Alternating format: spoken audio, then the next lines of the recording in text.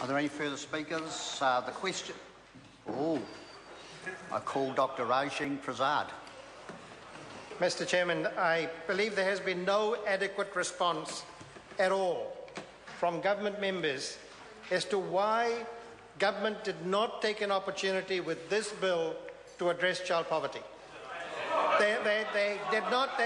They have sat in this House for 4 years now, denying any reasonable approach to child poverty. And here there was a chance to do that.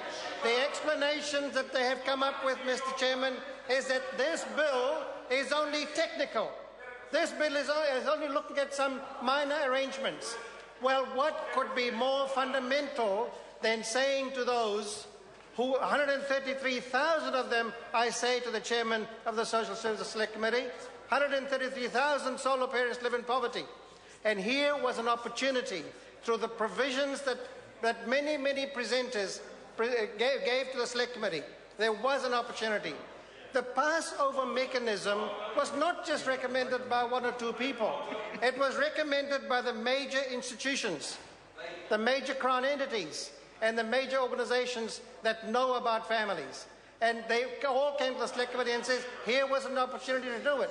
Here was a way in which those who are part of the family but not together could actually contribute to the care of the children.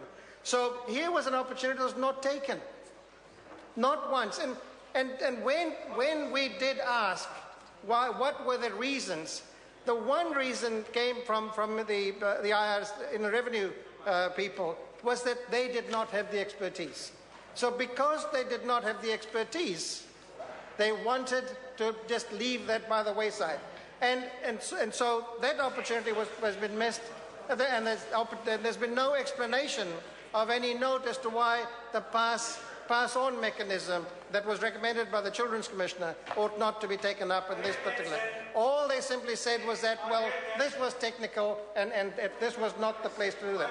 So, Mr. Chairman, the opportunity was lost, and members opposite have stood up to try to defend this, but it is the indefensible. At least they could have shown some understanding of the situation of the families we talk about, but the members opposite have not done that. They want to defend something and deny that the opportunity was not taken. The other major problem with this particular bill, Mr. Chairman, was the thresholds that has been set. We do believe the 28% threshold is too low. So and as has been said, the 40% threshold was too high. So if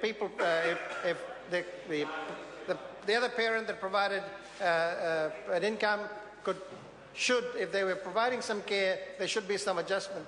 But 28% is only 2 nights. It's only 2 nights out of 7. And we do know that it can be gained as to which nights are picked. The most vulnerable person in this situation is the person caring for the child full-time, which is often the mother. And the 28% provision has not taken account of the effects of that on the income of the mother looking after children. Sorry to interrupt the honourable member. Order. The committee is suspended in accordance with the determination of the Business Committee for the valedictory statement of Charles Cheval.